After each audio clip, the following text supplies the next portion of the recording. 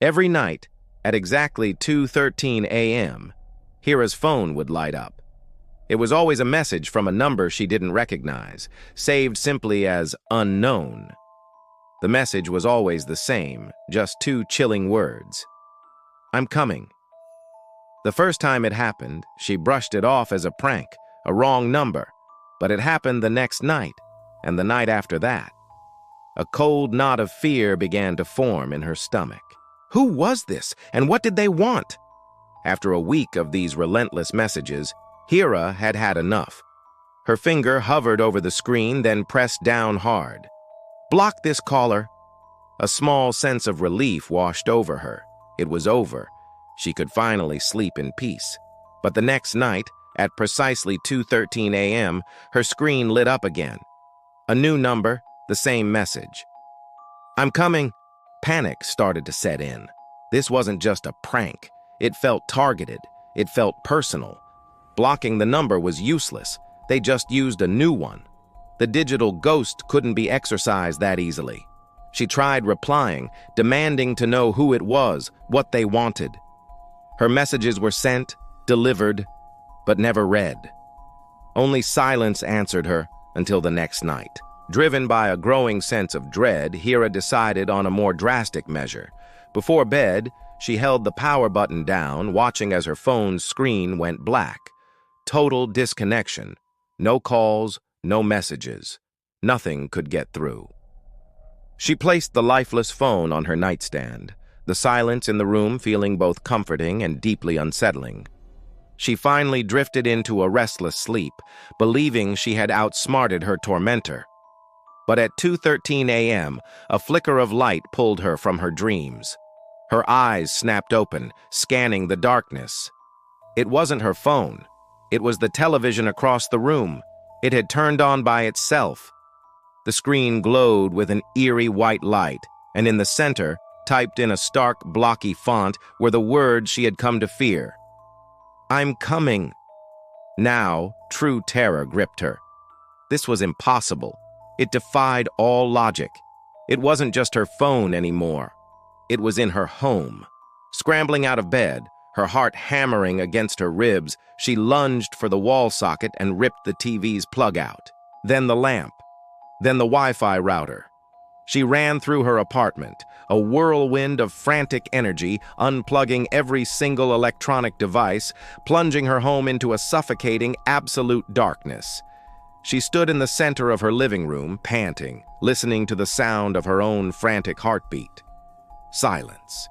Complete and utter silence. She had cut them off. There was no screen left for the message to appear on. She had won. Just as that thought crossed her mind, a tiny, high-pitched beep pierced the darkness. Beep, beep. Her head snapped down toward her wrist. Her digital watch, a simple, non-smart device she'd had for years, was glowing. Its tiny screen, which usually showed the time in simple black digits, was now flashing a pulsating blood red. And on it, in minuscule letters, a new message blinked in time with her racing pulse. I'm here. Hira froze. Every muscle in her body locked up. The air in the room grew thick and cold. She couldn't move. She could barely breathe. It was no longer a message. It was a declaration. And that's when she heard it. Behind her. A sound that didn't belong. The sound of breathing. Slow, heavy.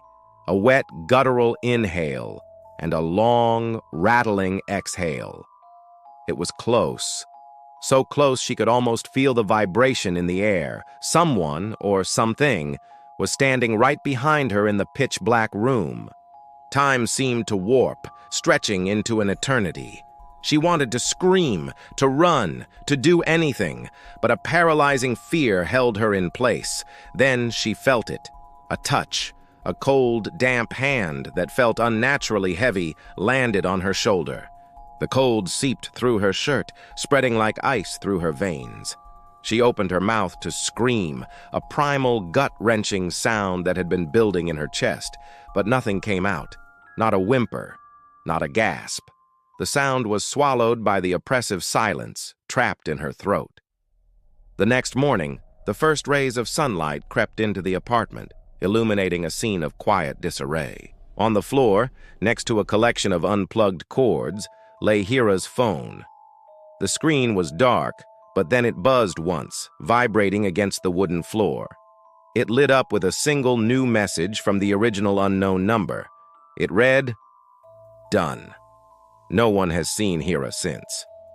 The police found her apartment empty, everything unplugged, her phone lying on the floor with that one final cryptic message. It's as if she vanished into thin air. But the story doesn't end there, because somewhere in another city, in another home, someone else is starting to get messages. A student studying late, a nurse on the night shift, a driver on a lonely road. Their phones light up at exactly 2:13 a.m., and the message is always the same. Two simple words that promise a terror you can't block, you can't unplug, and you can't escape. I'm coming. Thank you for watching. If you enjoyed this story, don't forget to hit that like button, subscribe to the channel, and ring the notification bell so you don't miss our next descent into the dark. Stay safe out there and maybe keep your phone off tonight.